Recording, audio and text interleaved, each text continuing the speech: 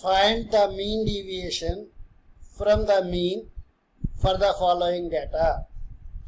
Find the mean deviation from the mean for the following data. Class intervals and frequencies ఇచ్చాడు 0 to 10, 10 to 20, 20 to 30, 30 to 40, 40 to 50, 50 to 60, 60 to 70. Respective frequencies are 8, 12, 10, 8, 3, 2, 7.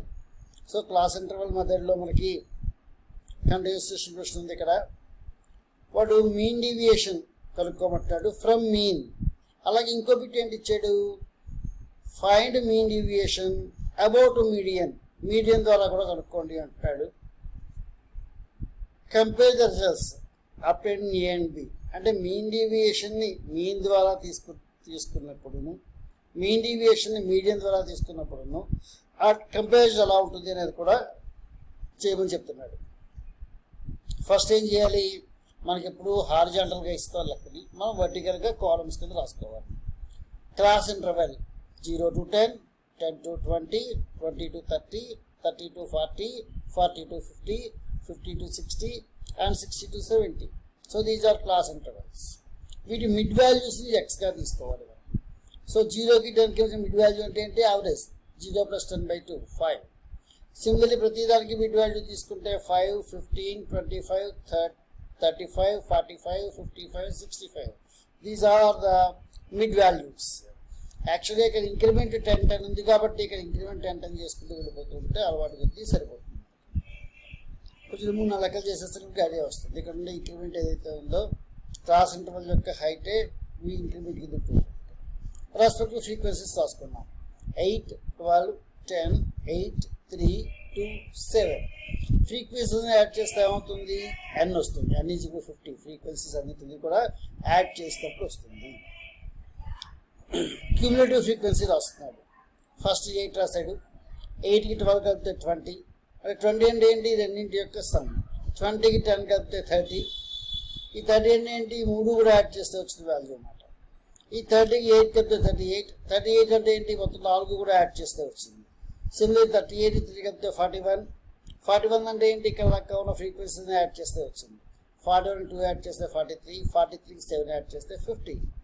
So యాక్చువల్గా total number of n ఏంటి, అన్ని కలిపితే చివరి cumulative frequency చివరి term n అవుతుంది అనమాట. f into X చేయాలి. f into X. So 5 into 8 40, 15 into 12 180, 25 into 10 250, 35 into 8 280, 45 into 3 135, 55 into 2 110, 65 into 7 455. So f into x ఫ్రీక్వెన్సీస్ని కరస్పాండింగ్ మిడ్ వాల్యూస్ తోటి మల్టిప్లై చేస్తాం. ఇవన్నీ యాడ్ చేస్తే 1450 1450 వచ్చింది. ఇప్పుడు ప్రతి ఎక్స్లోంచి ఎక్స్ బార్ తీసేయాలి. మన ఎక్స్ బార్ ఎలా వస్తుంది, ఎక్స్ బార్ ఫార్ములా ఏంటి, 1/n into sigma F into X. Sigma F into X ఎంత వచ్చింది, 1450/n అంటే ఎంత 50. So 1450/50 = 29. Here X bar = 29. So X bar 29 వచ్చింది కాబట్టి మనం ప్రతి ఎక్స్ని కూడా ప్రతి ఎక్స్ నుంచి 29 తీసేయాలి. దాని మాడ్ వాల్యూ వేసుకోవాలి. అంటే 2 కాలంలో గతంలో ఒక లెక్కలో మనం ఆ కొండదాన్ని ఎక్స్ప్లెయిన్ చేయడానికి డి కనుక్కుని మాడ్డీ చేయండి అని చెప్పాం. డైరెక్ట్గా వీ కెన్ టేక్ మాడ్డీ. మనం మాడ్డీ అనేది డైరెక్ట్గా తీసేసుకోవచ్చు. సో ప్రతి ఎక్స్లోంచి ఎక్స్ బార్ తీసేస్తే 5లోంచి 29 తీసేస్తే 5 - 29 దట్ ఈస్ -24. మనం మాడ్ వాల్యూ తీసేసుకోవచ్చు 24. అలాగే 15 - 29 -14. మనం మాడ్ వాల్యూ తీసేసుకోవచ్చు 14. అలాగే మనం ప్రతి ఎక్స్లోంచి ఎక్స్ బార్లు తీసేయడం ద్వారా ఎక్స్ మైనస్ ఎక్స్ బార్ అనే కాలం వస్తుంది. ఈ ఎక్స్ మైనస్ ఎక్స్ బార్ అనే కాలంని రెస్పెక్టివ్ ఫ్రీక్వెన్సీ తోటి అంటే 8 into 24 192, 12 into 14 168, 10 into 4 40. సో ఆ రకంగా మనం ప్రతి ఎఫ్ని corresponding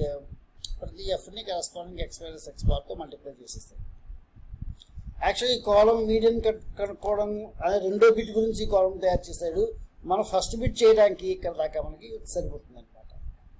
so now the formula mean deviation about mean is equal to 1/n into sigma f into x minus x bar. Sigma f into x minus x bar is 800. F into mod x minus x bar is sigma value 800. 800 by capital N is equal to 50. That is equal to 16. This is the mean deviation. ఇప్పుడు మనం రెండో bit mean deviation about median చేయదలుచుకుంటే ముందు ఏం చేయాలి? Median అంతా కనుక్కోవాలి. ఇందాక మీన్ కనుక్కున్న ఎక్స్పెన్స్ తీసేసాము, మీడియన్ కనుక్కున్న ఎక్స్పెన్స్ తీసేయాలి. మీడియన్ ఫార్ములా ఏంటి చూడండి. ఎన్ అంటే ఎంత మనకి 50, n/2 అంటే ఎంత 25. క్యూములేటివ్ ఫ్రీక్వెన్సీలో 25 కంటే కొద్దిగా ఎక్కువ ఉన్నటువంటి వాల్యూ అంటే ఈ కాలం థర్డ్ కాలం 30 ఉంది, ఇది థర్డ్ కాలం. సో థర్డ్ కాలంలో మనం క్లాస్ అంతా 20 to 30. నా ఎల్ అంటే ఏంటి? ఆ మోడల్ క్లాస్ యొక్క లోవర్ లిమిట్ 20 అవుతుంది. ఎఫ్ అంటే రెస్పెక్టివ్ ఫ్రీక్వెన్సీ 25 అవుతుంది. హెచ్ అంటే క్లాస్ ఇంటర్వల్ యొక్క లెంగ్త్ 10 అవుతుంది.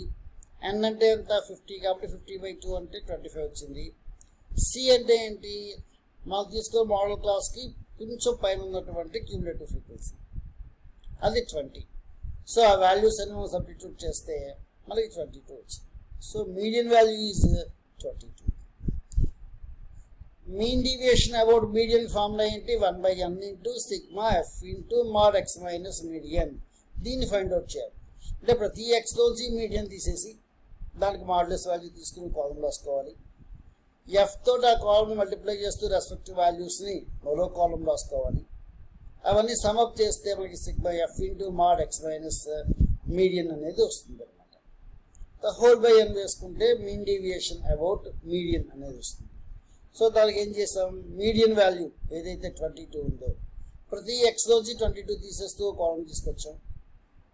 మాడ్ వాల్యూ తీసుకుంటున్నాం ఇక్కడ. దేర్ఫోర్ పాజిటివ్, నెగిటివ్ ఉన్నా కూడా పాజిటివ్ అవుతుంది. అండ్ దెన్ ప్రతి ఫ్రీక్వెన్సీ తోటి respective mod X minus median అనే దాన్ని మల్టిప్లై చేయాలి.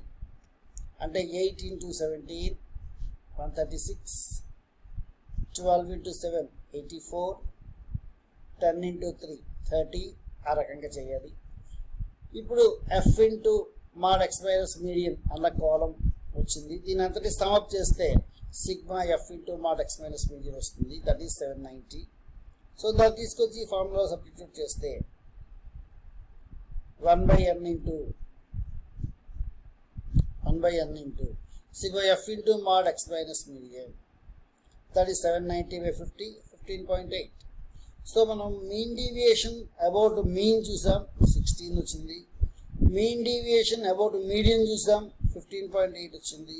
So in general median value అనేది, మీడియన్ ద్వారా వచ్చిన వాల్యూ అనేది లెస్ దాన్ ద మీన్ ద్వారా తీసుకున్నటువంటి మీడియన్ అవుతుంది అన్నమాట. సో మనం ఒక ఆన్లైన్ బిట్ కింద ఏంటి అబ్జర్వ్ చేయొచ్చు?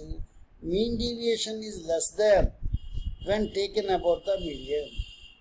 So mean deviation from median is less than mean deviation about mean. ఇది మనం ఒక ఆన్లైన్ బిట్ కింద దీన్ని చెక్ చేసుకోవచ్చు అనమాట. బాగా ప్రాక్టీస్ చేయండి. 1-2 సార్లు వీడియోస్ వినండి. చాలా ఈజీ, బాగా స్కోరింగ్ సబ్జెక్ట్ ఇది. All the best.